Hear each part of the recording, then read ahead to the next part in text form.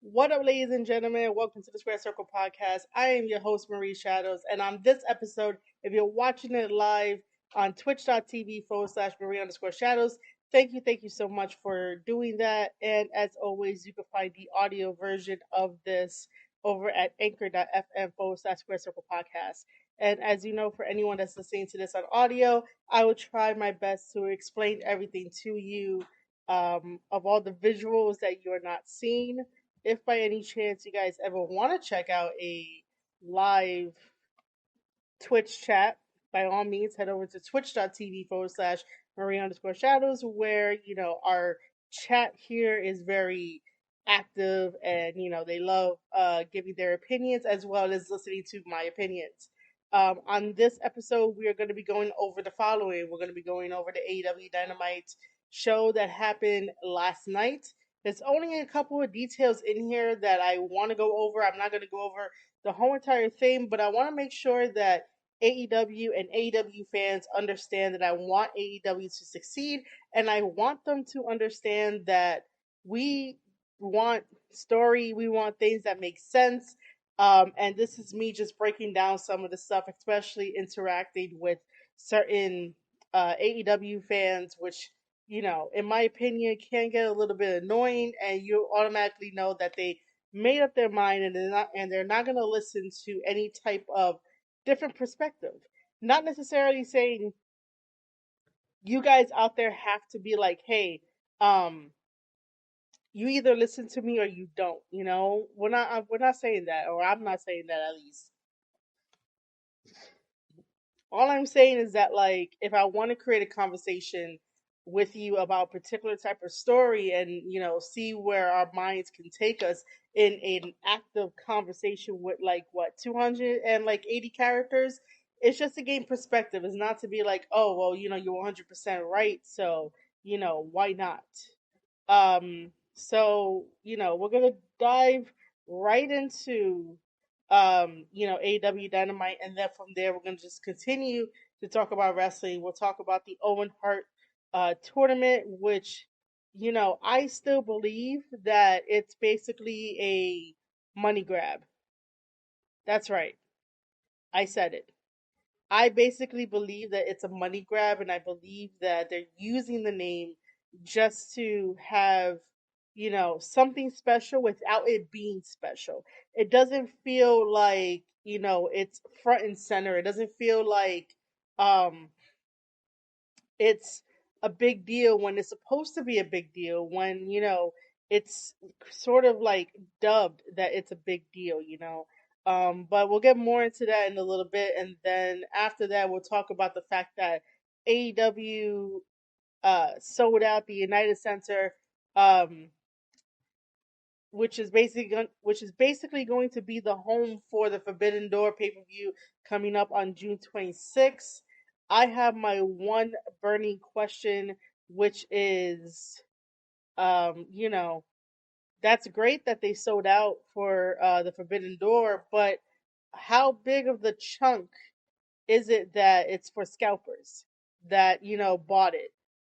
I did see some, like, legit fans post up, their screenshots of, them buying the tickets and stuff like that. But then there's other people that would, wait in the queues and then buy it and then go resell it for way more money than what it is. And so, even though they sold out, technically, um, my one burning question is, how big of a chunk is that, from scalpers' point of view? Um, we don't really have much New Japan stuff to really go over. Right now they're just having, like, some anniversary matches and shows and stuff, so they're doing that. Um, we are on our way to Best of the Super Juniors, which starts May 15th. And then after that, we have Dominion next month. And then after that, we have um, the G1. So we have a lot of wrestling lined up and a lot of stuff to talk about. But, let's talk about, AEW. AEW is starting to lose its momentum.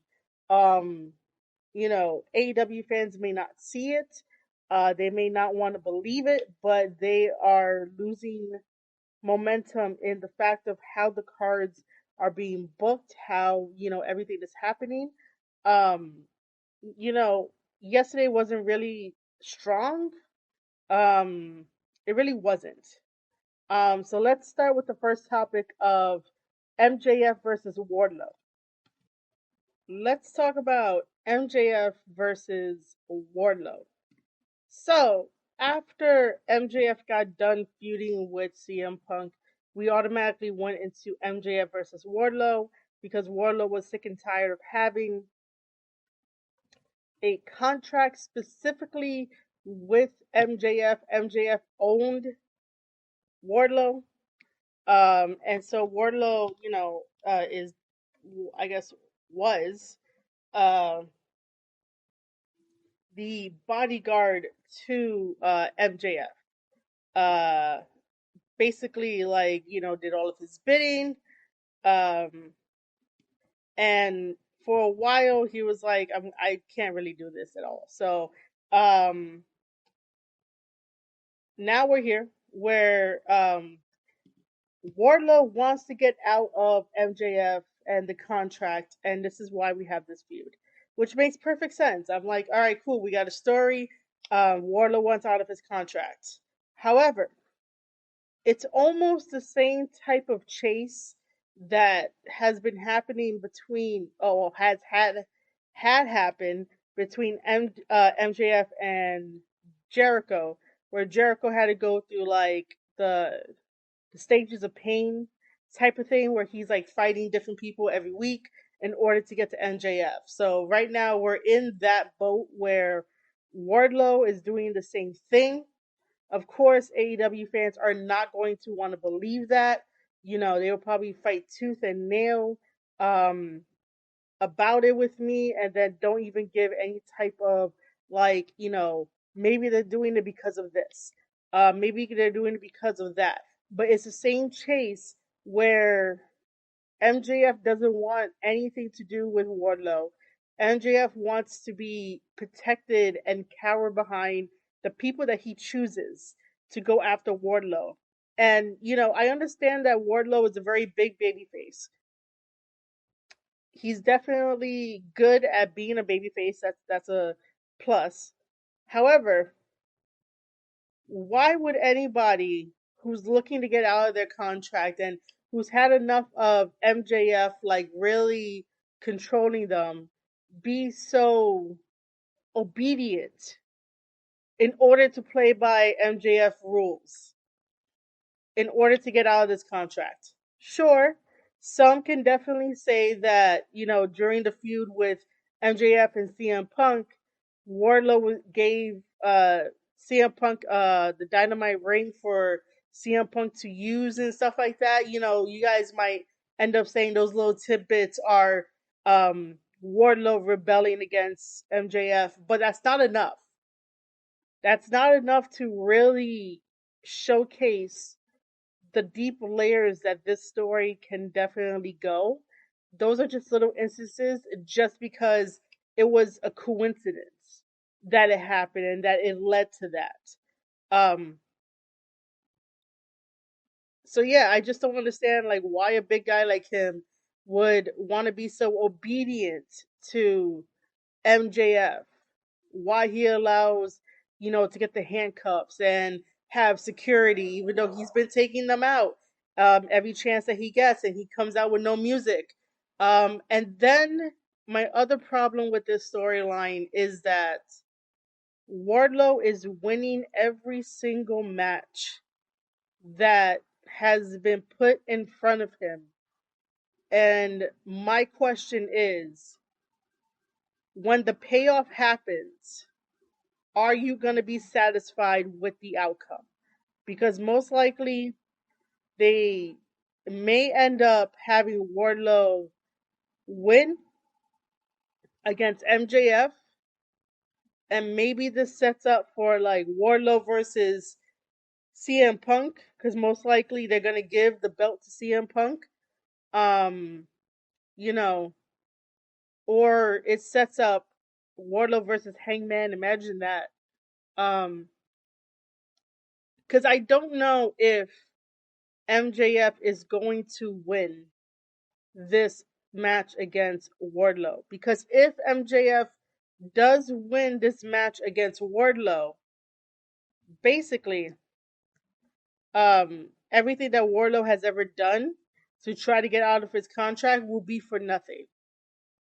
So this is where I pose the question of, what if we got a storyline that's similar to back in the Attitude Era, where it was Steve Austin versus Mr. McMahon, and we had a little bit of, I guess, similarities in the MJF and Wardlow feud. Imagine if we got an Austin McMahon type of match between MJF and Wardlow. And, you know, um, that would be a pretty interesting thing, because I don't remember Steve Austin always winning like Wardlow always winning. There were some days that Austin would win. There were some days that Austin would lose. There are some days that it would just be a a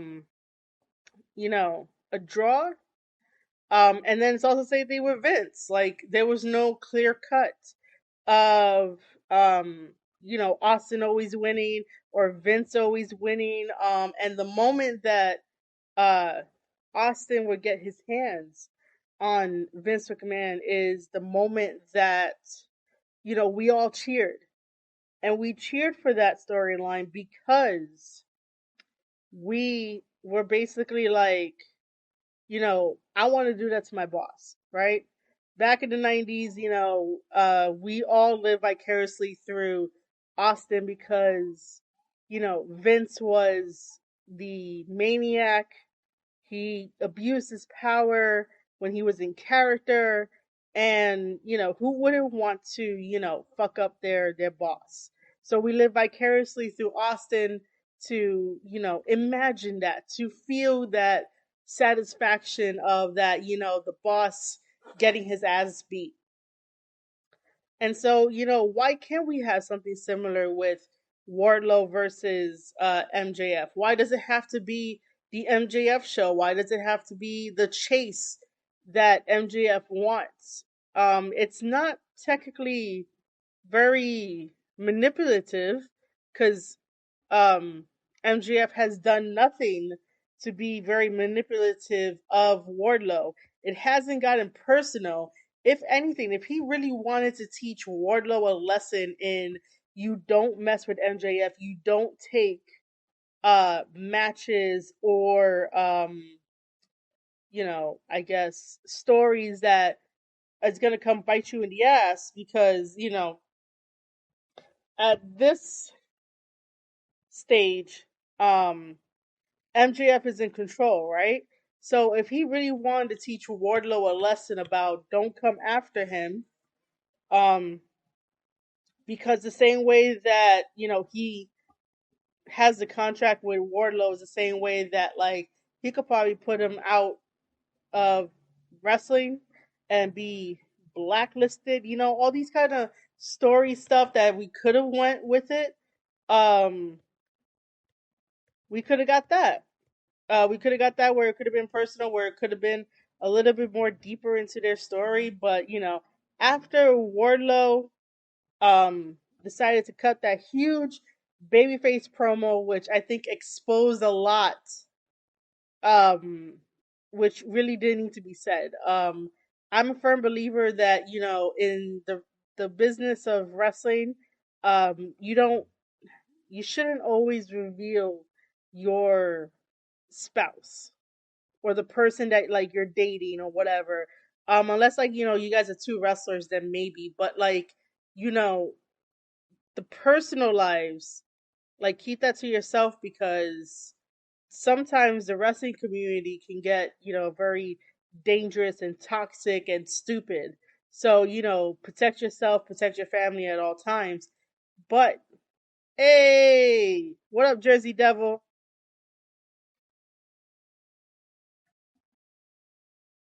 What's the Chewbacca defense? Have I? This does not make sense. I I've heard of the Chewbacca defense. I don't know if I was using it. Was I using it? Let me know if I was using it. Um, but yeah. Uh, so like I was saying, that I think the promo that Wardlow did when he's like the first person to like turn babyface kind of exposed a lot. Um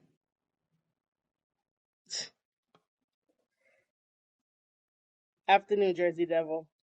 A South Park reference? Yeah, I remember. Okay, now I remember. I just don't know if I was using it in my, long-winded talk about Wardlow and MJF. But yeah, so after that, like Wardlow didn't really talk much for like promos. All he's been doing is like beating up guys. And what I'm getting to is that I want to talk about yesterday.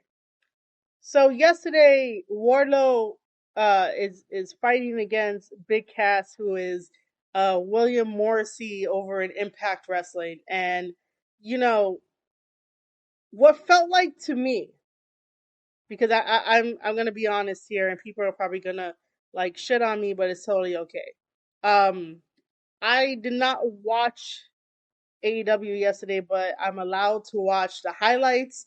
I'm allowed to read the negatives and the positives on Twitter, and I can still make a very educated, informed guess as to what went on and how to fix it. Okay? Okay, Jersey Devil was totally right. Just AEW in general, shit doesn't make sense all too often.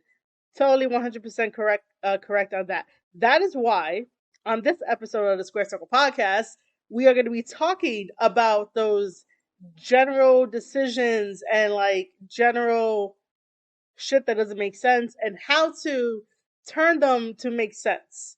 So, um like I said, I was going by highlights and I was going by the negative and the positive reactions of Twitter, and then got into it with this guy, which I'll explain in a little bit about Wardlow versus Morrissey.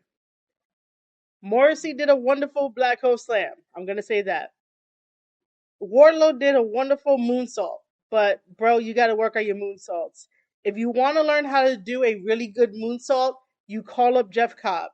Jeff Cobb knows how to do moonsaults. And then AEW decides to put up the video of Wardlow power bombing Morrissey and gets to 1, 2, 3. And I'm like, first of all, this is why myself and probably others have trust issues when it comes to AEW and their partnerships. Because for some reason, if you're not like an AEW star, if you're not a favorite, you end up losing in AEW when you step on their turf. Also, it has been noted that even though AEW wrestlers step on someone else's turf, AEW wrestlers go over when it makes no fucking sense for them to go over on someone else's turf. Like, anyway, my biggest problem with Wardlow um fighting Morrissey is not the fact that Morrissey showed up like, he showed up like a big deal. He came out like a big deal. Like he felt like, no matter where he goes, like he's a big deal. Um and he could do like so much more in the ring. They could have had them, go on for like a little bit longer. But my main issue is that Wardlow keeps winning. there is no sense of urgency. There is no sense of doubt. There is no sense of, is he going to win this time? Me as a fan, or a fan in general, for like all the general fans out there, if you're tuning into your favorite show on HBO and you know that one of the characters is going through an ordeal, and you connected with this character and you're like, man, I feel for this character. Don't you want to tune in every single week to be like, does the character win at whatever obstacle they're trying to face? Does the character lose at whatever obstacle they're trying to face? Does the character get any perspective into the, like, an insight into the obstacle that they're trying to get over? That's why you tune into a show. You tune into a show so you can be like, I am rooting for this character. This character doesn't always have to win, but the fact is that you connected with the character because there's a similarity between you and the character, and you're like, well, I've already gone through X, Y, and Z that the character on the TV show is going through, so I'm gonna be here to like support, and I understand. And then when the character wins, um, and then when the character wins, we all win, right? When it comes to Wardlow's case, every single match that MJF has put him against, he has won. There has never been a doubt of maybe this time he can't win. And so I had this conversation with this fan who automatically made up his mind about Wardlow versus MJF, for him to say that my idea is a horrible idea, because I was like, what if he loses? Wouldn't that be an interesting development? Wouldn't it have been an interesting development if somehow Wardlow lost to a wrestler who, like, can get the upset on Wardlow? That's going to stay in his mind, and that's going to creep in doubt. And there goes your manipulation. Everyone wants to say that MJF is the best, heel. He's the best person on the mic, but he's not doing any type of heel shit. He's not doing any type of cerebral shit where WWE will surely gladly give him the money that he wants when eventually his contract is up and they're going to take him. Like, there's nothing manipulative that he's doing. He's When I say he, MJF is playing it safe. And that's not what wrestlers should be doing, especially if they're heels. Um, I just think that when it comes to AEW and when it comes to MJF, they're always missing the mark to try to make MJF like one of the greats that we get to talk about, and he has such an early career.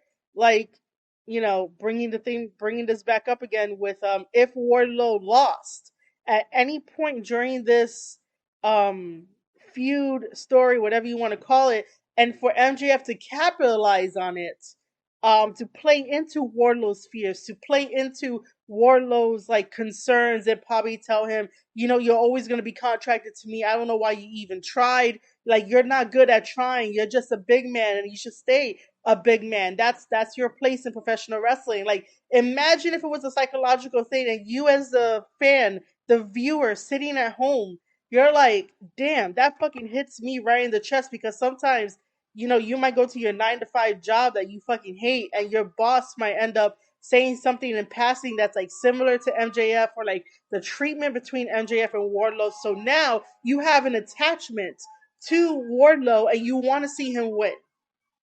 But if you see him win all the time, the outcome of this story between MJF and Wardlow, is it going to be satisfying? Is it?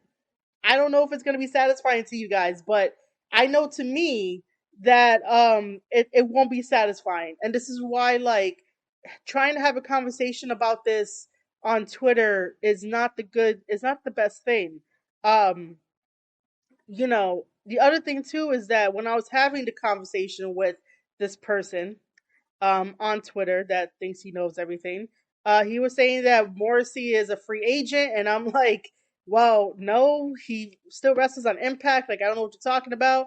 And then, like, I posed the same question to him. I'm like, wouldn't it be interesting if Wardlow lost, and obviously, he thought my idea was stupid, and he already made up his mind.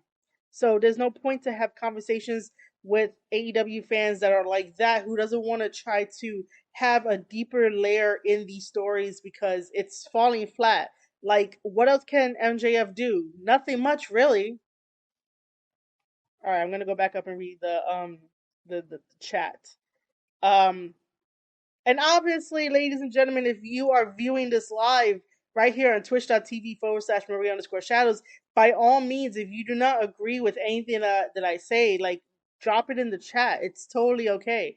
I'm here to give my opinion. You could give your opinion. We'll talk about our opinions. And if we have to be like agree to disagree, that's totally okay too.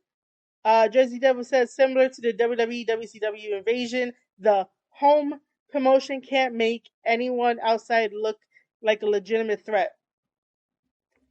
Now, I would like to add to that.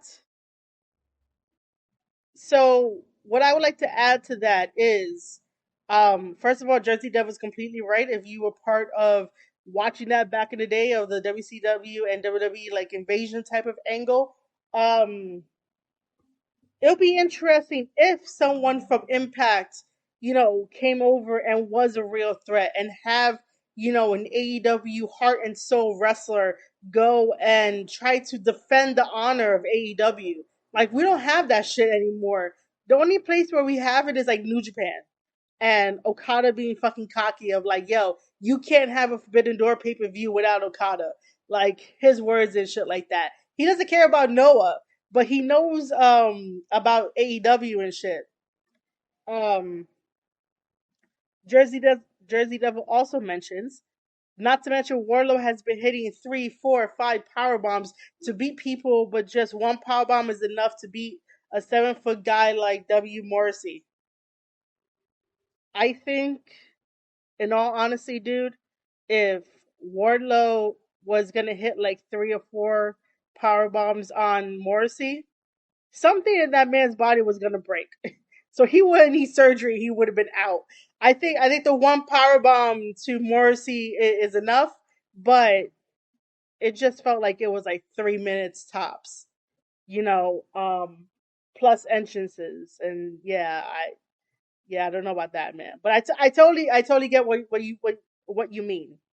Jersey Devil also says Wardlow should lose. Obviously not clean, but he should have a loss or two where he gets fucked or some sort of shenanigan. And again, I will pose the question of like, will that make you satisfied? Like, would you be invested if, I'm guessing, Jersey Devil, you mean when we get Wardlow versus MJF? And if you do mean that, this is for all the fans out there. Would you still be invested if um Wardlow lost to MJF when they have their match? Would you still be invested? That's all like I want to know, because it seems like AEW um fans like want it their way, and don't want to have a different perspective or a different outlook than like what they already have in mind. This is why I created a Square Circle podcast, so I can tell you guys a different perspective, and not necessarily be like, oh, well, mine is completely right. Like, wrestling is art. Wrestling is subjective, but like there are certain things where it's like it's cut and dry, and this is how like it should be. Versus like there's a lot of room for maneuverability, and especially when it comes to storylines and going with the right story, momentum, everything that you think of like your favorite TV show and why it's your favorite TV show. That should be in wrestling. It shouldn't necessarily just be like, oh, we have a story, you know it's gonna be like falling flat and shit like that. Um it shouldn't really be like that. The other thing too is that Jersey Devil, I don't know if you came in, I don't really know what part you came in, but I was saying that Wardlow versus MJF, like the whole entire storyline, should have like similarities between Steve Austin versus McMahon, only because like um it should have that urgency. Like I was talking about earlier, that like I even mentioned this earlier that Steve Austin didn't win every single thing he did against Vince McMahon. And that us as fans, we live vicariously through Austin, so that way we could get the sense of satisfaction to beat up our boss and stuff like that. And I was saying that we should have something similar to like that in this storyline. Jersey Devil said, at this point, Wardlow had no real odds to overcome. Exactly! I'm going to read that again, and this is for the people in the back. According to Jersey Devil and myself, because I approve this first line, at this point, Wardlow had no real odds to overcome. Perfect. At least someone else can, reiterate the point. Wardlow wins and wins and wins, but is he really going to beat MJF the first go around? If he does, then what's the point? If he doesn't, then it's, of course, he lost. Yeah, and I'm going to ask this question again. Are you going to be satisfied and interested to continue following if Wardlow loses to MJF at Double or Nothing? And by the way, guys, ad starts in 1 minute. If you do not want your experience to be interrupted, send over those Twitch primes and or gift yourself a sub or the community some subs. Again, if you do not want your experience to be interrupted, I would gladly take a Twitch prime.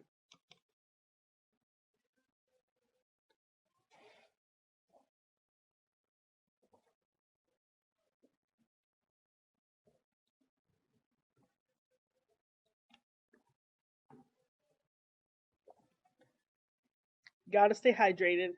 Okay, so I think I covered all the points about Wardlow versus MJF. Um, just because I don't think there's anything else for me to add on. There's no like new development and stuff like that. Um, give me a second.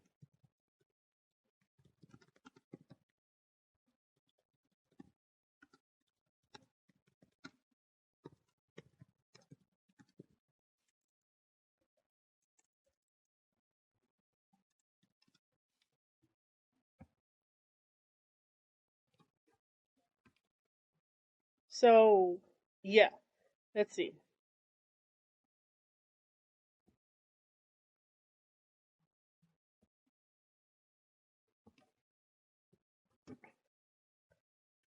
Okay.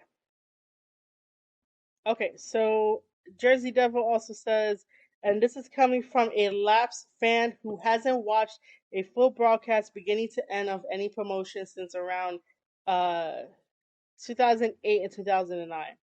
And that's what makes myself and Jersey Devil, I guess a tiny bit unique, because we can definitely understand the end game and we can definitely put two and two together. And it's just one of those things of like, you watched for X amount of years, you basically like know what's gonna happen.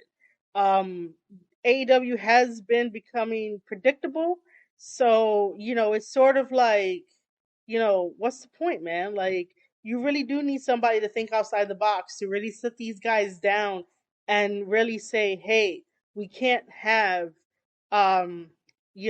these type of matches. We can't have like this type of storyline. Like, is there an end game when we get to there? Like, AEW can't keep throwing shit at the wall. Like, that's what I really hate, is that they're throwing shit at the wall.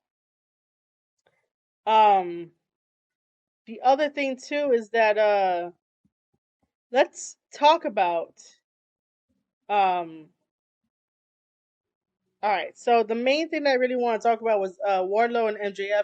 Let's move on to the Varsity Blondes calling out the House of Black.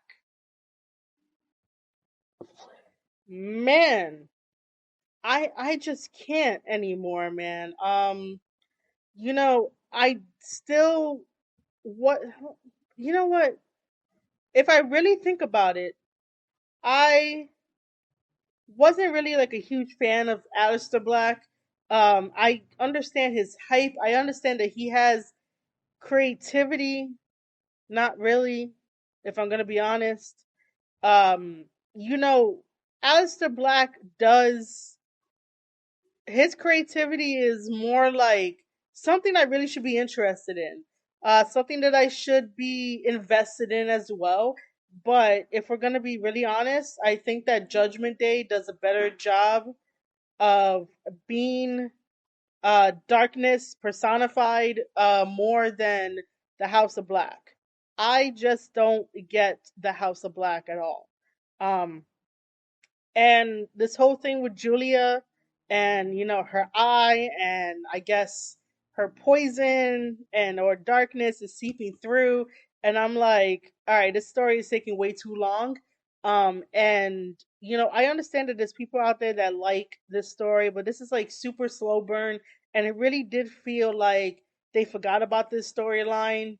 What I would have liked for the Varsity Blondes and House of Black is if this is just going to be a Julia storyline, that Julia would have had like vlogs, would have had, been on podcast episodes where it's all in character and where it basically like, it's like, hey, tell us about, you know, how did the House of Black like poison you? How did the House of Black manage to get the darkness inside of you? Like, I would have liked it if Julia Hart would have had like mini vlogs or just something, you know. Oh, of course, Jersey Devil. Thank you for being here. Enjoy the rest of your day, man. Enjoy the rest of your day. Thank you for your input too. So yeah, like the thing is, I would have liked if Julia would have been on top of the storyline because it just feels like a huge ass disconnect uh for like story and stuff like that. So I think this has been going on for like 6 to 8 months, where in the USB arena, which is here in Long Island, New York City, which next Wednesday they're gonna be there to have Dynamite. Um, I think they're gonna be at the USB arena or like somewhere else on Long Island. Um, Malachi Black, who's the leader of House of Black, basically poisoned, gave Julia some darkness, and she's been wearing this eye patch. And I remember when she first had the eye patch on, and was part of a BTE segment. Like it just looks so fucking stupid. It looks so silly. Where it's like she's bumping into everything now that she has a fucking eye patch and whatnot. They wanted to make light of it. They were just doing a stupid little skit, and I totally get that. But at the same time, it's like it's silly. Come on, like um it's just that there's not enough to push this storyline, and because it's more of a Julia storyline, she should do everything in her power to push it. Again, to show a different side of her where she has these vlogs and maybe talking to herself and trying to and you know maybe getting like a split personality, because if Malachi is poisoning you with whatever darkness he has, you should end up getting some fucking paranoia or like some schizophrenia, rather than trying to play the fucking emo character, sit on the stairs as if no one fucking, wants to acknowledge you, while your teammates Brian Pillman Jr. and Griff Garrison are fighting in the ring. Like, I don't understand that. It's like you're either gonna be there or you're not gonna be there. If you don't want to be there because you think that no one is paying attention to your ass, then don't fucking be there. It's as simple as that. You can stay in the back. You can stay in catering until like you know, they like, until they need you or something. Um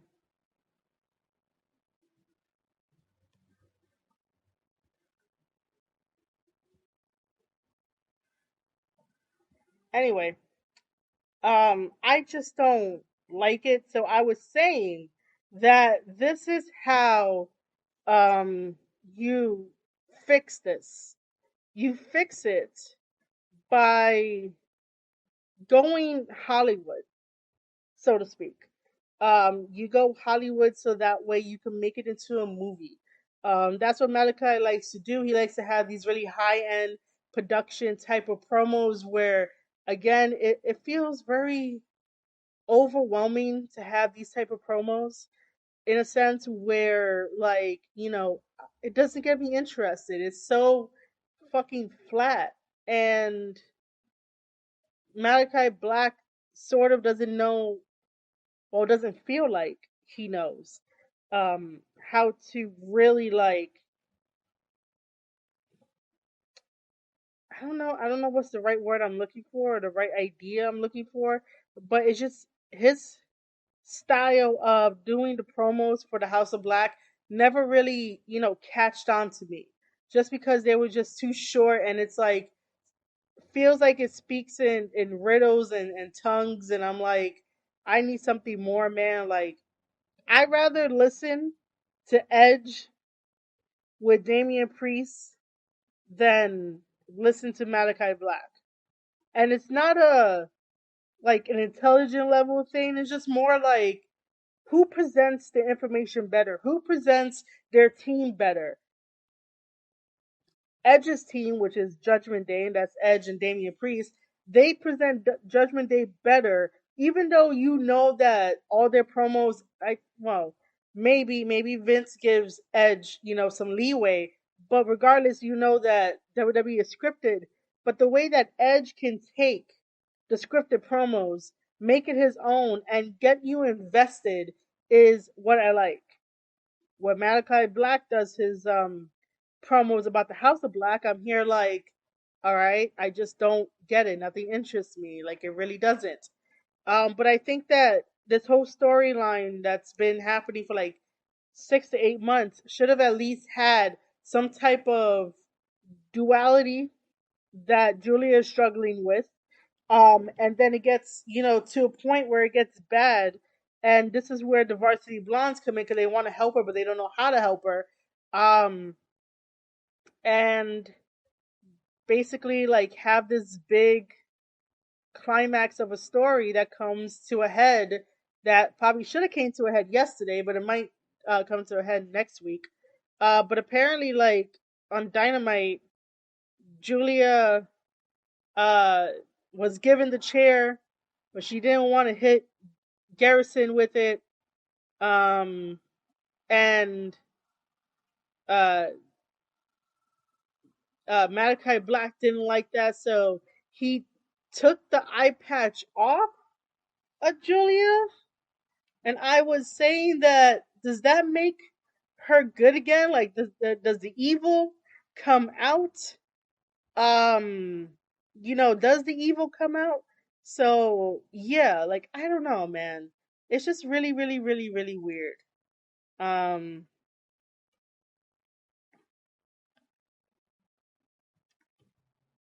anyway, so this is how I would fix the House of Black for them to go fucking, horror and whatnot. Which I already alluded to, that, like, they should do vlogs and stuff like that. You know, First of all, Julia should have explained that she feels off. She feels different. She sees the world in a different way than, the ordinary person, because she has the eye patch, and that she basically, like, has these powers, I guess, that Malachi Black gave to her. Um I would think of it like a really big movie set for this. Um Malachi Black and, his two people can do the same thing that they've always done. I just think they should have tapped in to the vlogging side of things, keeping people up to date. Malachi Black requesting specific podcast episodes where it's all in character. Because sometimes, podcasters out there, like, even though you're doing interviews, maybe sometimes you can do like an in character interview where, you're pushing the storyline, because it doesn't seem like AEW wants to push anything unless, like, you tell Tony Khan, yeah, we're pushing this. um you know what made this feel like it was forgotten?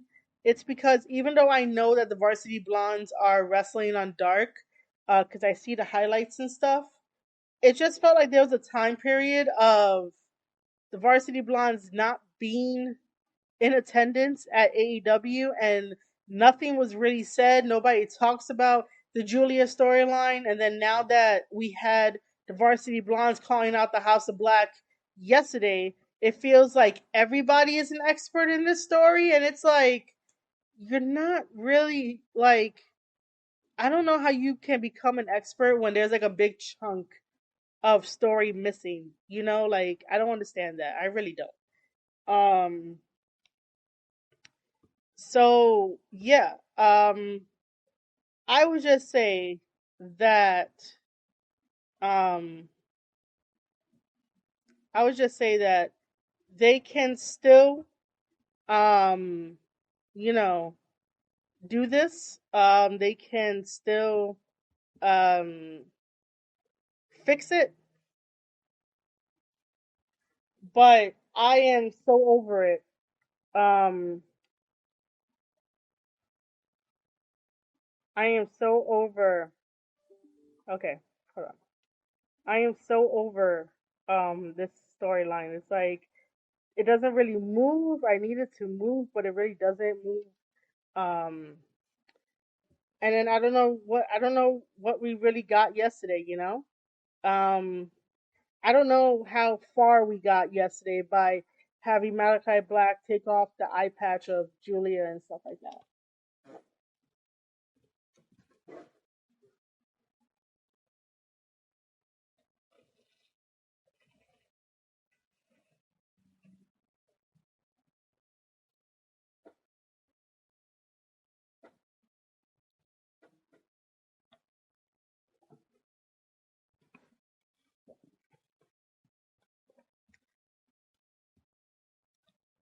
Okay, so I don't really know what else to say about Varsity Blondes calling out the House of Black. I really do hope that this story gets wrapped up, because it really feels like it wasn't taken care of the way that it should be. Um, and by the way, Buddy Murphy is or Buddy Matthews is doing better in other promotions than AEW, so that's always a plus. Um,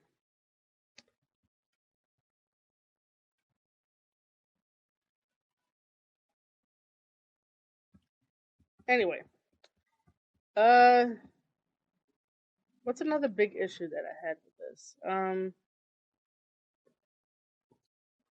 I will talk about the Blackpool Combat Club, because that seems to be everyone's favorite, like, darling trios team, and I just can't seem to find myself to like it.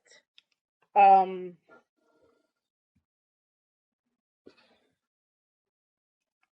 I understand the nature of the team. I understand the reason why it was created.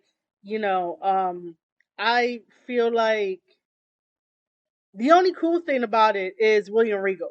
Okay, I saw the promo package of William Regal basically explaining what the Blackpool Combat Club is, and you could definitely feel the chills and the vibe that it gives off. And that's all thanks to William Regal. The people that they have in it. So, like, Daniel Bryan and John Moxley and Wheeler Yuta, I just can't fully embrace the trio. I just really can't. And no promoter in the world is going to tell me that a star is born, meaning Wheeler Yuta a star is born. No one tells me what wrestler is a star. The wrestler has to really be good at their job in everything that is considered on how to be a wrestler like a star, okay? The Rock is a self-made star. Austin is a self-made star. Like, those guys are self-made stars. Um Wheeler Yuta is not there yet. And people are probably gonna get upset at me, but that's totally okay. I really don't mind. If you do get upset, either drop it in the chat or leave me a message on Twitter at Marie_Shadows, and we'll go from there. But I don't see Wheeler Yuta as a star just yet. I am happy that Wheeler Yuta is going to be in Best of the Super Juniors in New Japan Pro Wrestling, which again starts on May 15th. And I guess he's gonna bring the Ring of Honor Pure Championship over there just to showcase it, so that the Japanese fans know that there's Ring of Honor. But now I get to really sit down and look at Wheeler Yuta as a wrestler and maybe fall in love with his wrestling style, become a fan of his. Because right now I'm just watching him, but then people tend to hype him up, and when people hype up somebody that's like that's still young in the business, that's not a good sign. So at least with Best of the Super Juniors, everything will be stripped down to its fundamentals. There won't be any funny business. Well, unless you're a show of House of Torture. But technically, there will not be no funny business, and I get to really see the bare bones of all the hard work and years that Wheeler Yuta has put into the business, and I can finally give a proper assessment. So look out for those reviews when we get into Best of the Super Juniors. So yeah, that's one thing. Um, Moxley is always going to be a hit or miss for me. This guy has went to rehab, got better, but instead of using alcohol or any type of drugs to, calm his inner demons, he's blading a lot more when he doesn't need to blade, and just teaching that um blading is like, okay in matches. And it's like, no, dude, um blading all the time is not okay in matches, and that shouldn't really be a thing just to enhance the story of it. um but then again, he's always a hit or miss for me. He does the WWE hot tag shit and stuff like that. I'm just like, I just can't with you, Moxley.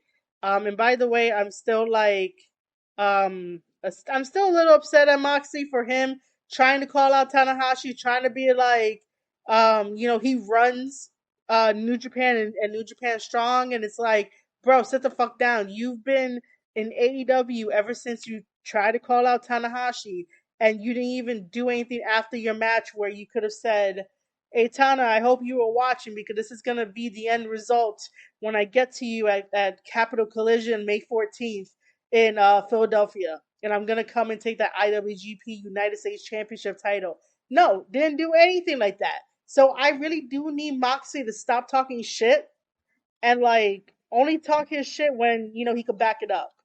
Um, May 14th, it's gonna be a New Japan Strong taping where we're gonna have a fatal four way of Tanahashi, who is our IWGP United States Champion, taking on Will Ospreay, taking on Moxie, taking on I should know the fourth one. Um,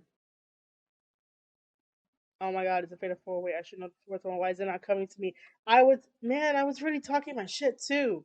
Um, man, who also is jumping in line?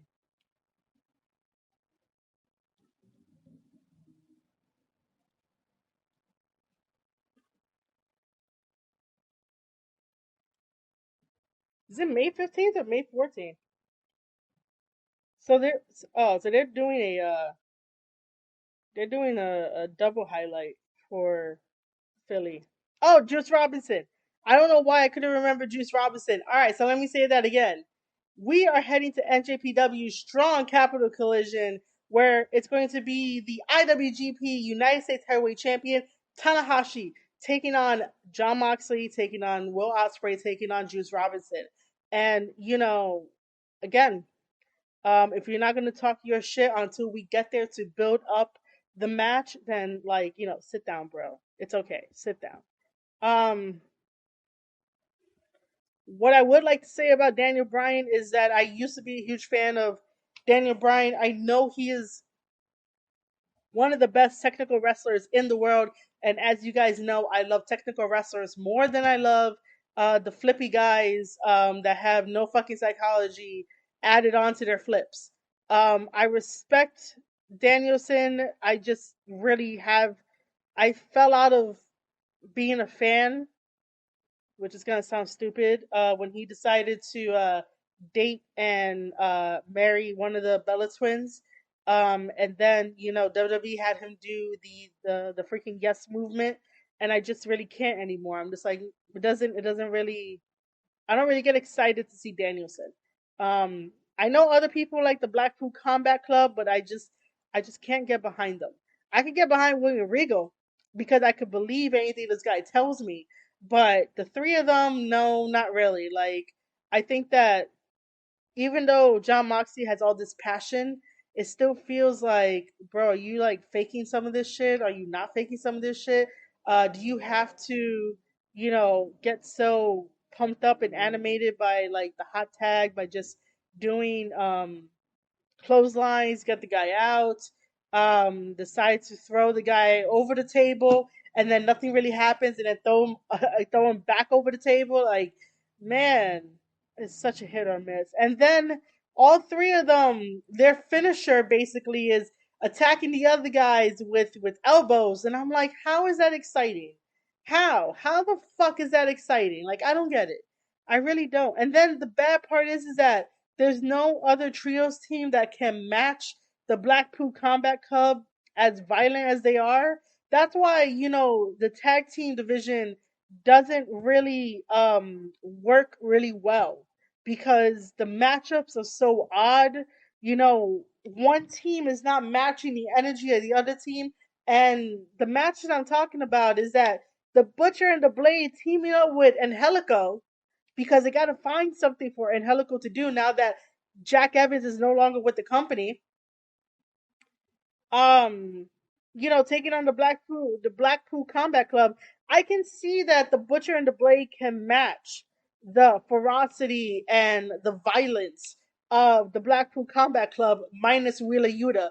It for me, Wheeler Yuta doesn't scream violent person, so I don't really get that yet. Wheeler Yuta to me screams out wrestler. Okay, he screams out wrestler. He doesn't scream out violent. Daniel Bryan and Jon Moxley scream out semi-violent, but Butcher and Blade scream out violent. If that makes sense. So I can understand that the Butcher and the Blade can take on the Blackpool Combat Club, but to have Angelico in there really doesn't like the matchup, the energy doesn't like really flow right when it comes to their matchups of, I should say, their verses of like teams. Ronan in the chat says Jon Moxley is animated to. What's your point? What? My point is that Jon Moxley will always be a hit or miss for me. When he's like super fucking animated and shit, it's just like, bro, just calm down a little bit. It's okay. It's all right. Your opponent is not going anywhere. This is how like accidents happen. This is how like choreographies get fucked up because Jon Moxley is going at like 1,000 miles per hour while like the wrestler, meaning when he did the hot tag, he went against the Blade. The Blade is going at normal speed, which is like 100, and then you have Jon Moxley here, coming out really hot and all this kind of shit and going like 1,000 miles per hour. So yeah. Um, anyway, so yeah, I just can't really get behind the Blackpool Combat Club. And anyway, if Moxie really wanted to make a statement about, feeling some type of way that Tanahashi was avoiding him. Why doesn't he go the route of heading over to New Japan Strong or creating an angle with any of the rest of the Hantai guys to do something about it? Because I mean, let's see, who's friends with Tanahashi? We have, I mean, Rocky is friends with Okada. Rocky is part of Chaos, but he could still go after Rocky because Rocky is like the main point, the main person that you know can get things done. So why not go after Rocky if you really felt some type of way?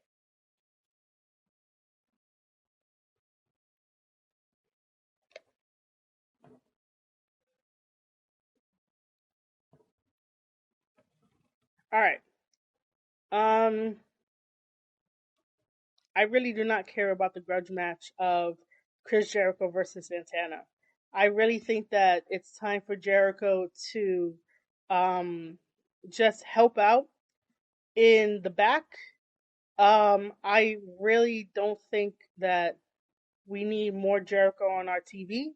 And, it's really sad that Pride and Powerful, Santana and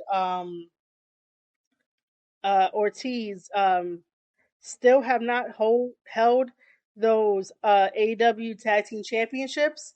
It feels like almost all the championships are just revolving around the same people, just because of the ranking system, and it gets a little wacky from there. The only two that I can say that hasn't really felt like this is the women's championship title. Give me a second.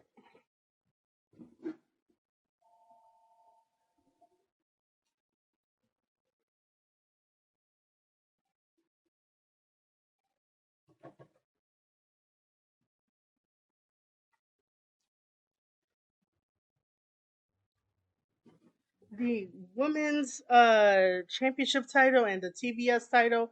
Um, Even though I don't know how much longer they're gonna keep it on Jade, but yeah. Um,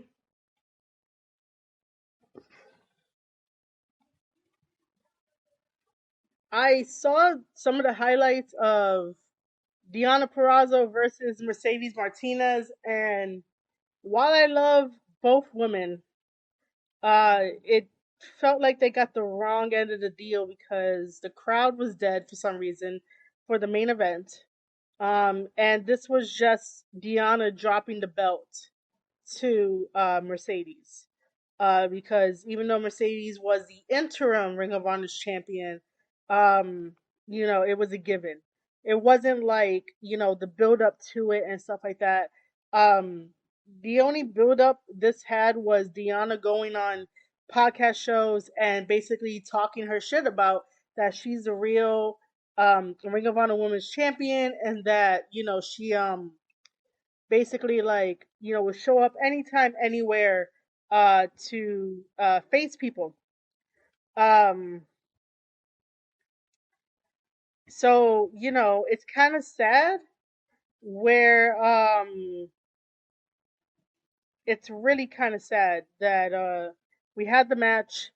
There wasn't really much reaction to it. It looked like it started out slow, like it's supposed to be a like a technical wrestling match, but like Deanna had like really good sort of fast paced matches where they still had like technical stuff. You don't always have to start out slow when you want a technical match. Like there's ways to work around it.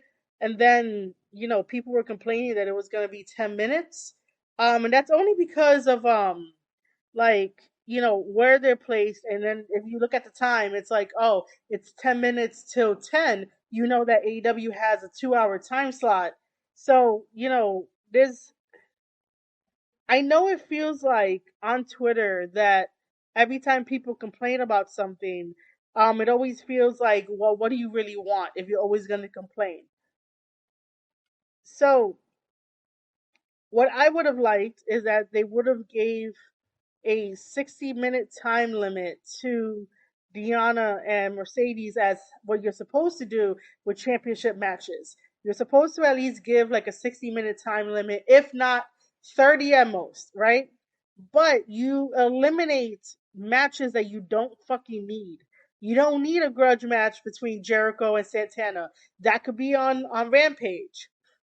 You could put one of the men qualifying matches over on Rampage. You could have put Wardlow versus Morrissey over on Rampage. If that was only going to be like maybe a 3 minute match tops, and you dedicate your main event, your Ring of Honor main event on AEW Dynamite to a 30 minute, maybe 60 minute match. And then that would have like probably quieted us down. The other thing too is, I know that during AW Dynamite they showed the uh the video package of William Regal talking about the Blackpool Combat Club, which is great. It's great. It's a start. However, they should have been doing that for like almost everything on AEW Dynamite.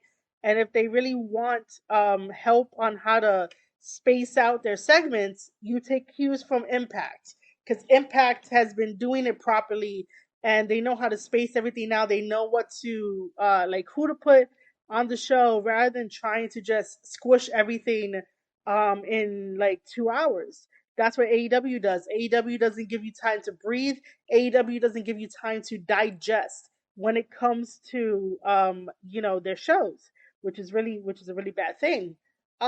So yeah, I wish that they would have thought it out better for the women. I wish they would have did it a little bit better, but they really didn't do that. But like I said, this was for Deanna to drop the belt to Mercedes Martinez. If anything, if I was Deanna, I probably would have dragged this out until Double or Nothing to really get that 60-minute match in at Double or Nothing. So that way it could be a chase for it. Where Deanna could have turned heel on Tony Khan, because Tony Khan wants to play a character so bad in professional wrestling. So why not, right?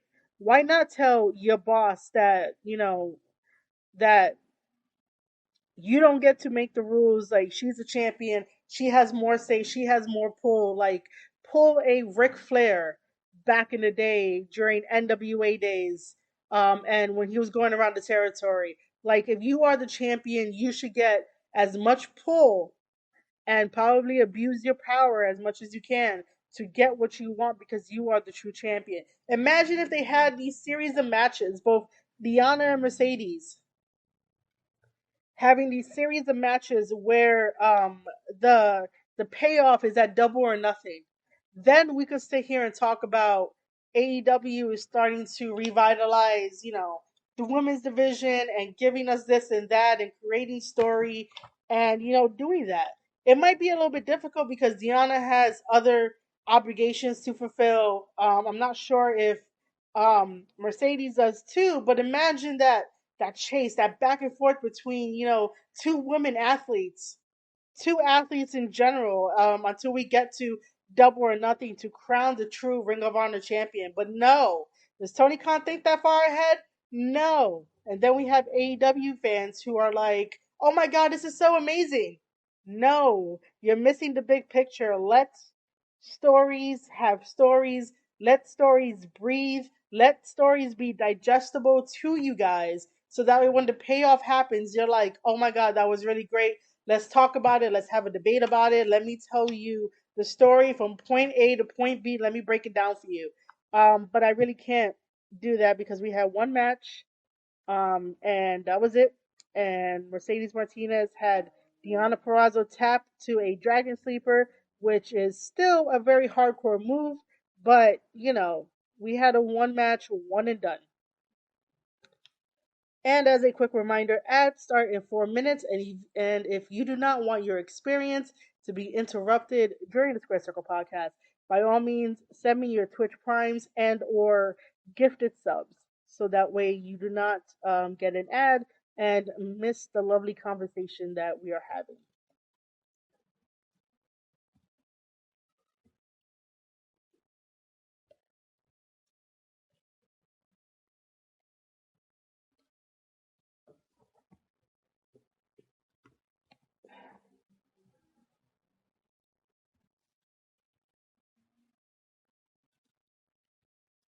Okay. Um. Let's see. We can talk about the Owen Hart tournament, which for those of you that are going to be listening to this on the VOD, like, you know, um, I might get hate for it, but I don't really care.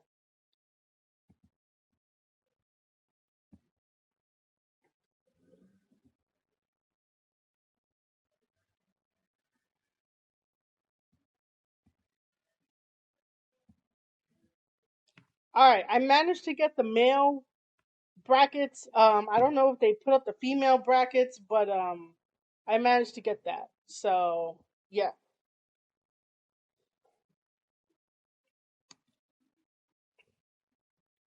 Anyway, um,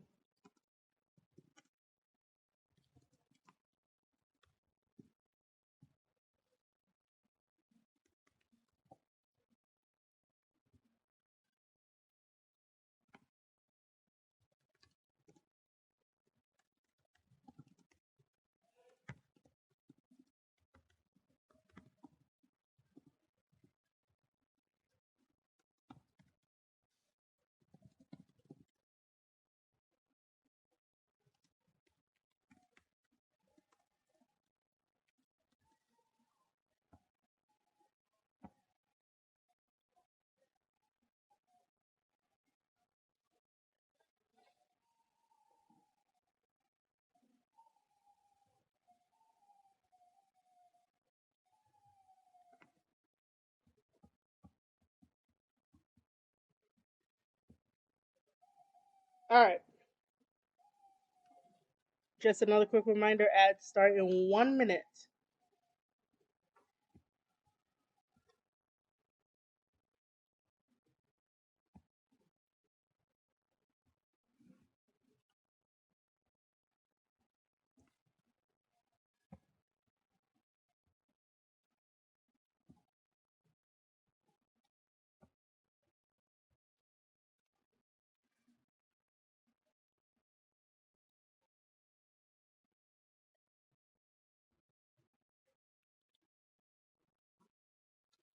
All right. So the first thing that I'm going to say might really, really, really piss people off.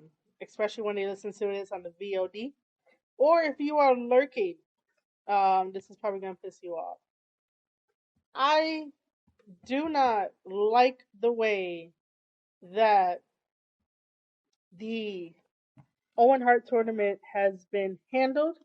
I think now that it's just putting Owen's name putting Owen's name on a tournament, basically like to get money. Even though they said that the money does not go to AEW, the money goes to the Owen Hart Foundation and it goes to Martha, and they basically like do whatever they need to do with, you know, the money, which is great, awesome. You know, it's very caring, it's a very great cause and stuff like that. But the way that it has been structured, where there's no thinking, where there's no planning, we could have got the brackets earlier rather than getting. I'm guessing it's a quarterfinals of the Owen Hart um, tournament for both the men and the women, and there's no variety in a sense for this tournament. Sure, we have very outstanding, um, competitors like Ray Phoenix, Kyle O'Reilly, Samoa Joe, and then this Joker where it could be anybody is definitely not going to be Bret Hart. Okay, it's not going to be Bret Hart. Jeff Hardy, Darby Allin, Adam Cole, and Dax Hardwood. Like, for me, a tournament has to be very hardy. It has to have the brackets, so that way we can fantasy book about it. We could talk about it. We can, tell each other why this wrestler could go over this wrestler and this wrestler, may not make it, or you think that this wrestler goes only but so far because the other wrestlers don't really have enough star power to beat them. Like when I covered the New Japan Cup, that was very fun. That was like really really fun. But Japan gives us the brackets early on. We talk about the brackets. I explained to you guys why Tama should have won the New Japan Cup, and why in story it would have been cool to have um, Tama versus Fale. That would have been like super super dense story, and I explained why it would be a good idea. In this Owen Hart tournament, I can't explain shit to you guys, so I don't understand how AEW geared podcasts out there can like really dive deep into the world of AEW, into the stories, into the wrestlers, if we're not given the proper information and everybody just goes along and accepts anything that Tony Khan gives them without question. When you don't question anymore, how are you going to learn?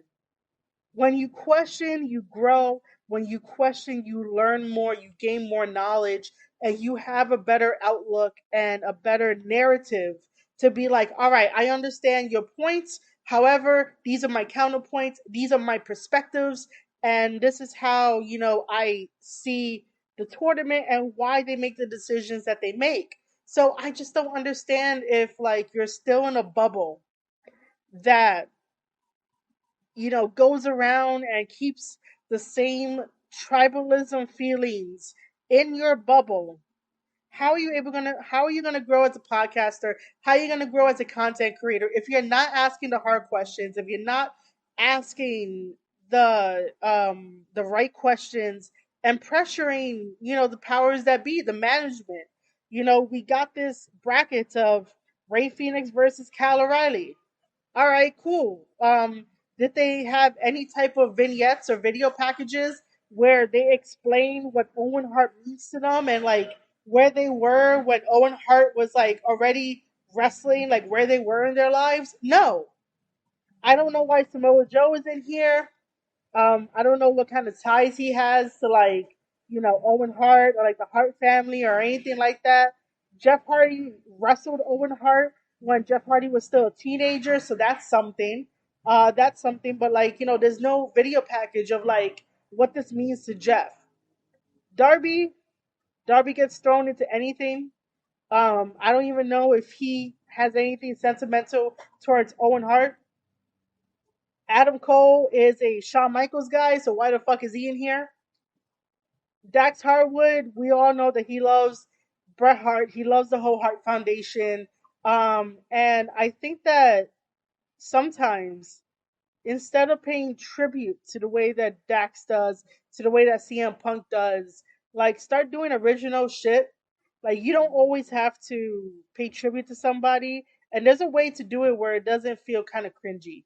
So, I just don't know, man. This was not um really well thought out. Most of the stuff in AEW is not thought out. Everything is I'm gonna throw shit to the wall and that's about it. We're gonna see what happens, and of course fans are gonna be like, "Oh my god, this is great!" But now I'm starting to see the flip side of things, where people are like, "Yo, this is not a really good episode. Yo, what is happening here? Why is this happening? Why is that happening?" They're starting to question it, but the loyal AEW fans will definitely come on your tweets and talk some fucking nonsense to you and think that they know more, and it's like, no, you don't. Like, you can sit down. It's okay. Um, so yeah, I just don't like how the Owen Hart tournament has been handled for both the men and the women. And I really don't want to bring this up, but um, there's really no black athletes in this. There really isn't. Um, and this is what we mean when we say that the black athletes should have the same opportunities as everyone else. Ray Phoenix does not count in this conversation because he is Mexican, so at least that's something there. But everyone else, like you know there's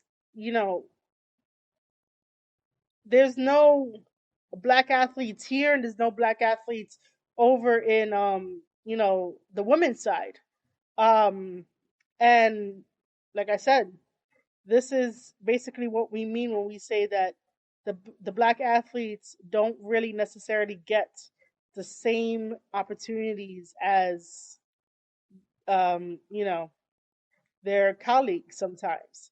It would have been nice to have like Will Hobbs in here. Like, why is Will Hobbs not in here?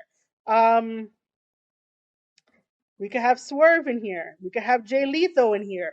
We can have um I don't know, Jonathan Gresham in here because Jonathan Gresham is a very technically sound wrestler. Um, it just doesn't make any sense why there's no black athletes in the Owen Hart tournament. It makes no sense when Owen Hart is the definition and the personification of technical wrestling, the same way that Bret Hart is. And it's just really sad that I got to be here and be like, hey, well, we have these guys here. I don't know what their connection is. I honestly do not know um, who the Joker is gonna be. Um, I don't have any idea uh what the Joker like who's gonna debut as the Joker. Um, and I really think it's stupid to have a Joker to come in at this point in time in the tournament when the tournament should have really been thought out, where the tournament should have really been like, all right, we're doing this, this, and this. We're not gonna have some random ass fucking matches. Like, I still think that it's wrong to had Adam Cole versus Ishii. And again, AEW fans are so fucking weird. They don't like understanding the bigger picture of what was wrong with Ishii versus Adam Cole. In a perfect world, Ishii can beat Adam Cole. In a perfect world, Adam Cole cannot beat Ishii. Ishii, you don't fuck with Ishii. The same way that you don't fuck with Suzuki, you don't fuck with Ishii either. Um, and Ishii doesn't really get a really good spotlight when it comes to AEW. And then they're still doing the freaking New Japan. And then they are still doing the New Japan um damn, what's the word? Bits where it's Ishii versus uh Jay White. Where Jay White still messes with Ishii and they're still doing that, and I'm like, guys, get over it. Like, you guys gotta stop that. And I only say that because I have followed their feud and talked about their feud, and I'm a little tired of talking about their feud. Anyway, so um, someone said, "Why are you questioning? Uh, what does it even mean for Ishii to like fight Adam Cole?" Because I was like, "What is it really gonna do? Like announcing Ishii versus Adam Cole just because it's supposed to." Get us hyped for the Forbidden Door pay per view, but we all know that Ishii loses. Like, I swear, sometimes male wrestling fans should sit down when women are talking. Um just because like I know what I know what I talk about.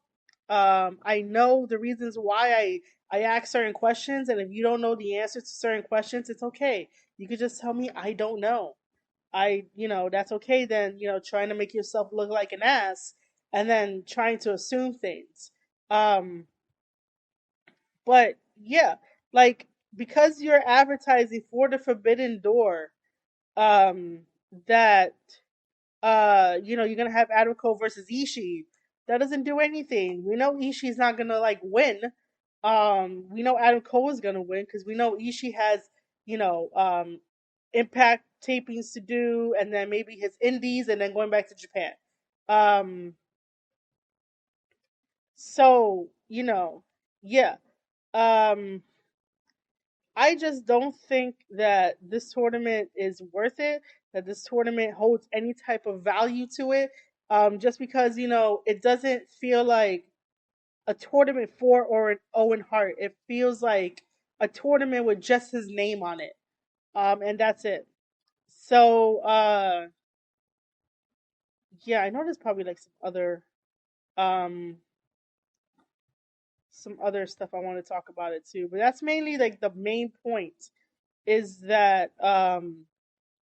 it doesn't feel like as big as it should be. It should definitely feel big, like regardless of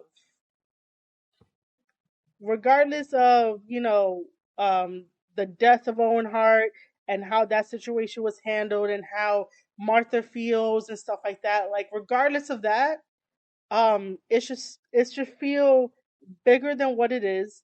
It should feel like everyone is coming together to celebrate and honor a life, and this should be the only time where Martha should put aside her fucking differences and have Bret Hart there, and Bret Hart be part of this. And I would have Bret Hart on the committee. Like I would have told Martha, like, hey, that's his fucking brother. No matter what happens, like, that hurt him the most than like hurting anyone else in a way, if that makes sense. Um that's like his baby brother. Like you can't be like, oh no, you know, that hurt you more than the actual blood relative that had to grow up with him in a house. You know, there's a difference of love. There's a difference of behavior when, like, you grow up with your sibling versus your sibling going off and marrying somebody that comes into the family. Like I would have told Martha to put aside her differences and have Bret Hart come in and have him work on this special project, because this is a special project and this should be something special for AEW and for the fans to celebrate. But again, like the fans could be somewhat toxic, and the fans will just take whatever Tony Khan gives them rather than questioning it or just wanting it to be um, special. This tournament doesn't feel special. This tournament just feels like it was just thrown together for the sake of throwing it together. And if Tony Khan really did care about the history of professional wrestling, he would have given us brackets. He would have had matches that made sense. We would have, well, AEW, I can't say we because I'm not part of the team. AEW would have basically like uh, did a lot of vignettes, a lot of promos with the people in the tournament. Already have those packages ready to go, and they could have been on a special episode of the Road to, and then talk about it throughout the week. But Tony Khan doesn't think big. Tony Khan thinks small and thinks what's in the now. He really doesn't think long term unless it's like the wrestler thinking long term for their long term stories. But in general, like it doesn't feel like he thinks about the long term, especially when it came to this Owen Hart tournament. It just felt like, oh, all right, cool, whatever, that type of thing. Um, so yeah, there there's that for the Owen Hart tournament. Again, if you guys do not agree, which I think a lot of people are not going to agree, that's totally fine. You know where to find me at Marie_Shadows if you want to say some shit. We'll see what happens. Um Now let's talk about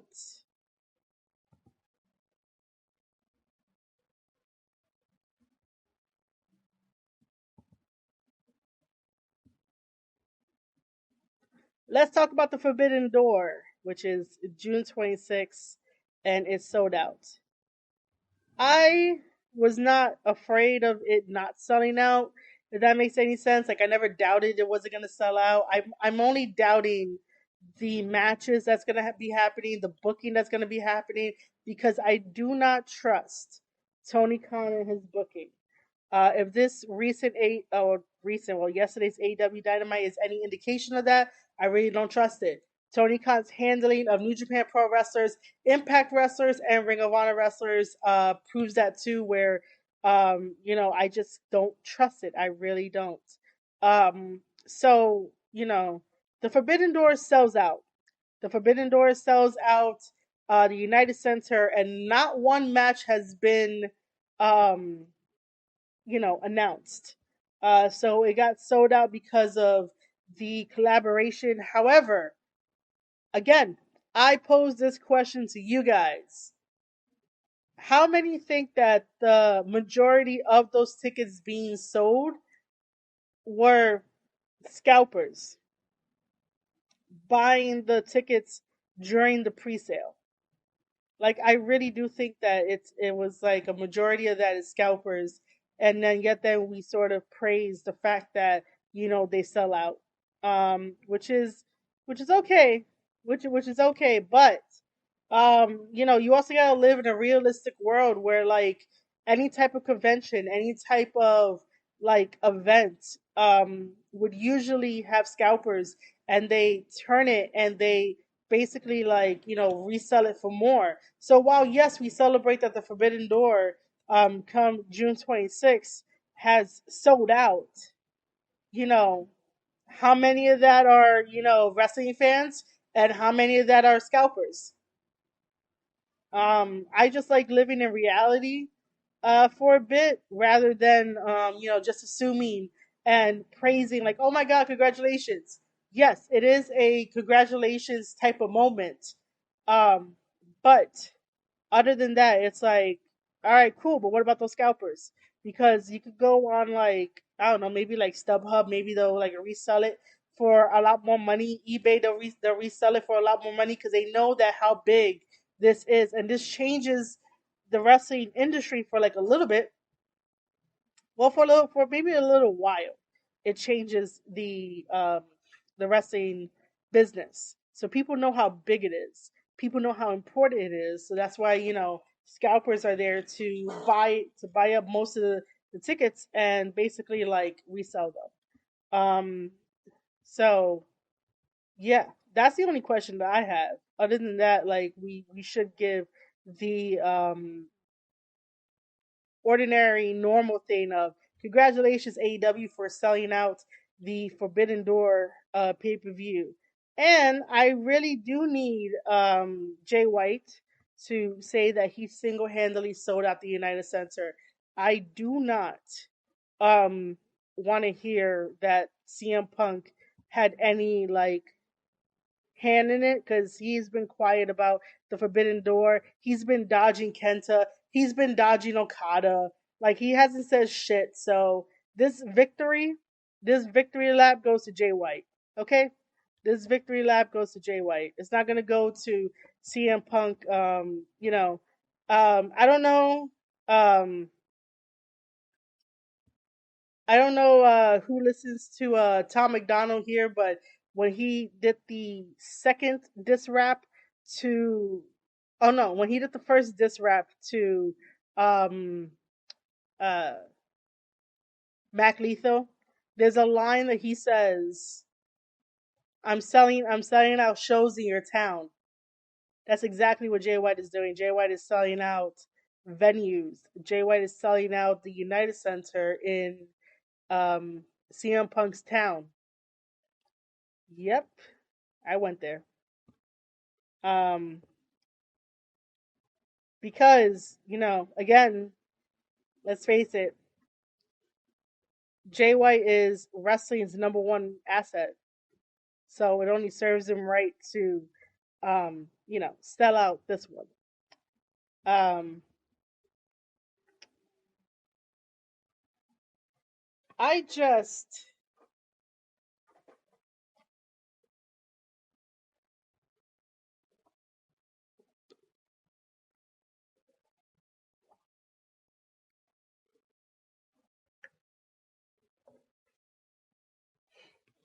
I almost forgot to talk about Hangman.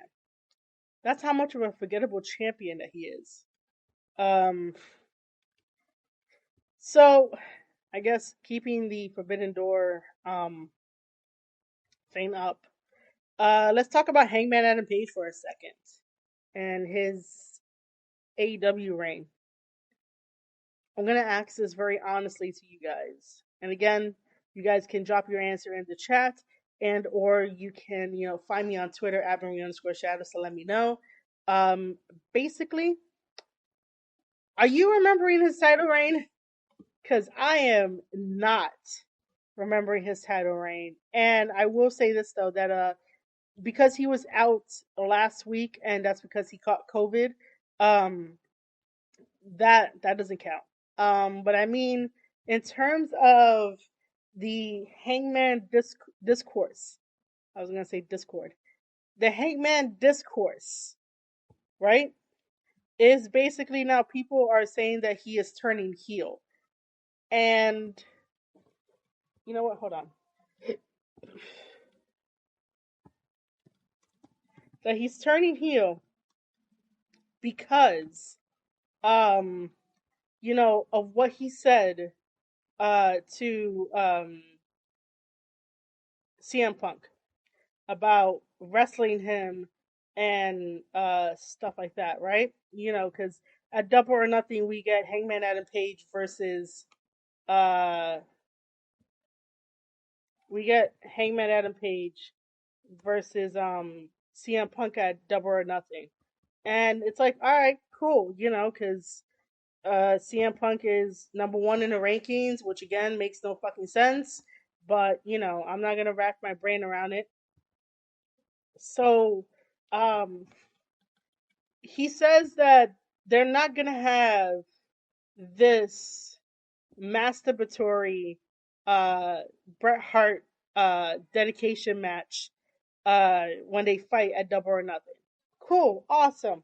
That I guess people had took offense to it because it's a jab at Bret Hart, and there's a lot of people who like Bret Hart, and then there's a lot of people who tend to jump on the bandwagon of things, and there's other people that just want to be like super fucking emotional, about things anyway in general. So the thing is that I don't really remember much from Hangman Adam Page. Um, him being a champion, I really don't remember much. I just remember that he faced Daniel Bryan twice. He had Lance Archer in a Texas death match. Um, he faced Adam Cole, and that's it. Um, and I'm just like, there's not much he's doing. He's not carrying himself like a champion. He's not being positioned like a champion. He's just not memorable. And that's something that we all gotta one day accept, especially if he's going to be dropping the belt to CM Punk. Not that I want him to drop the belt to CM Punk because, fuck Punk. Um, I just don't think that Punk is for the people anymore. I still think that, he's still playing us, and shit like that. But other than that, like, I don't understand why Hangman doesn't have the fire that he should be, um, having. Um, I just don't understand where it's at. So, uh, the other thing too is that, if Hangman was presented more like Roman Reigns, then he'll feel better to be on screen and on TV. But between him showing up on Dynamite, getting overshadowed by everybody, and basically like just um, you know, feeling like he's not part of the show and stuff like that, like it's really bad. Um, and people are definitely going to disagree with me because they love Hangman, and I totally get it. I love Hangman too. I once did, um, but decisions can cause somebody to fall out of love with their favorite wrestler. Um, other than that, like if they would present him more like a Roman Reigns type of strong champion, then that'd be great because it's really sad that we have more buzz about the TNT Championship title than we do the AEW Championship title. And this is where like Tony Khan needs to get like a team and definitely be like, hey, we got to put this in place, we got to put that in place, and like all this kind of shit. I just don't think Hangman is a strong enough champion to continue to carry the company. And you could definitely tell like which guys are like not championship material, and that's okay. Sometimes people need to have their first run with a champion to really see, like, is this for them. um I just don't think that um in the long run, Hangman Adam Page is the right person to have a championship on. Maybe he can try, the TNT Championship title and see where that takes him. But other than that, like, I never really saw Hangman as championship material. I did at one point, but then his story sort of fell through. Um, Other than that, like, oh, I was gonna say that we wouldn't be having this Hangman turn heel discourse if he was presented like Roman Reigns in a way. Um, yeah, and also at Double or Nothing, I really do want Hangman to keep the title. I really don't want Punk to get it. I really don't. And again, a lot of people on Twitter will be like, especially in the AEW fan base, they always love to rub it in other people's faces about, oh well, look at the guys that they're pushing. They're not all WWE guys, and look what happened here, look what happened there. It's the AEW originals, and it's like, well, who the fuck is going after Hangman right now? An ex WWE wrestler, CM Punk, who fucking, you know, left the business and left us, and he's going for the title. Why isn't any of the AEW pillars going for the title? Why wasn't the next story um was MJF going against Hangman while MJF deals with Wardlow? Like, why couldn't we get that? Why couldn't someone else go after the title? Like, the rankings are a blessing and the rankings are a curse. The rankings also don't make sense. But then again, like I say most of the time, that I have a Steiner math degree. So don't talk to me about rankings or math or anything like that. But if you want to talk about books and you want to talk about writing, then I'm your girl. But other than that, like, I just, you know, we have a WWE former WWE wrestler going after an AEW belt. So early in his, like, fucking career and shit. Yeah. Uh so I have no idea what else to talk about. I think I covered everything that I wanted to talk about for this episode. Um and yeah, I think I talked about everything. Um,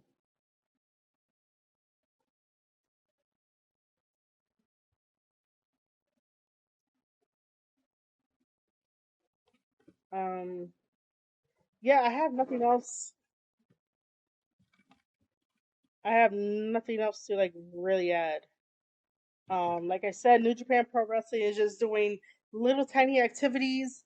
Um, and then uh, May 15th is when we're gonna start Best of the Super Juniors. So stay tuned here. So yeah, you know what? I'm gonna do my outro and relax for the rest of the night. And yeah. Um, all right, ladies and gentlemen, that was a fantastic episode of the Square Circle podcast where I broke down almost everything that I wanted to break down for a wrestling review show. So we went over AEW Dynamite. I presented some questions. I basically asked you if you would still be interested in Wardlow if he loses to MJF at Double or Nothing, because winning all the time, there's no stake, there is no um, urgency or anything like that for him to overcome. So again, are you going to be satisfied at the end of Wardlow's story, just in case if he loses? Are you still going to be interested? Are you still going to be motivated to support what's going on?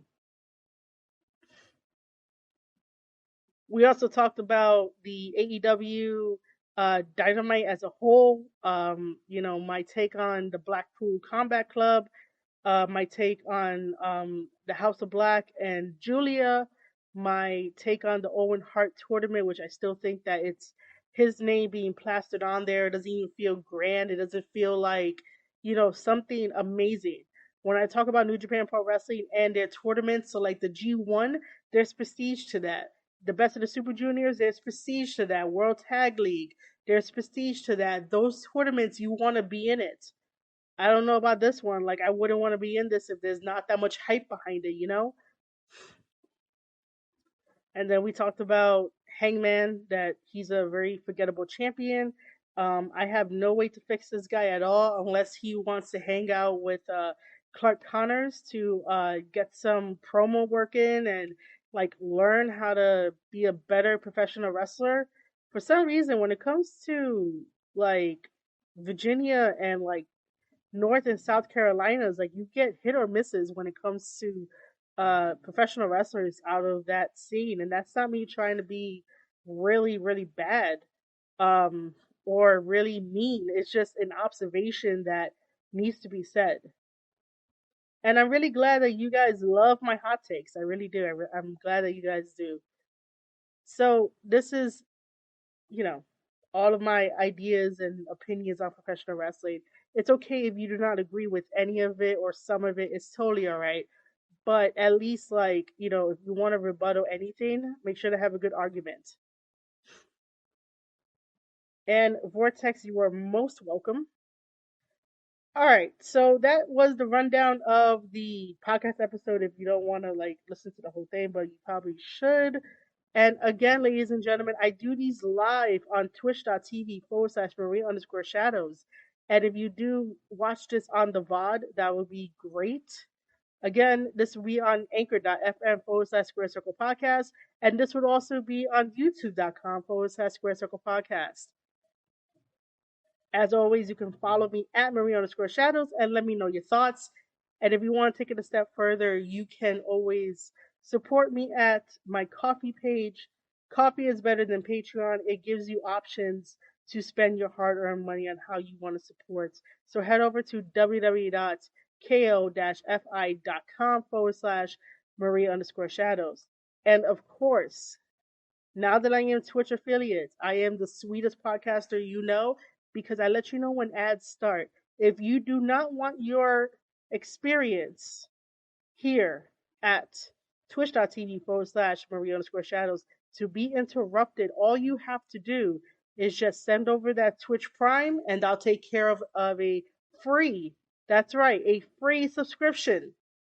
Or you can gift yourself or others in the community of twitch.tv/Marie_Shadows some subs in order to not get ads. It is that simple. If you have a Twitch Prime, just use it right here at twitch.tv/Marie_Shadows.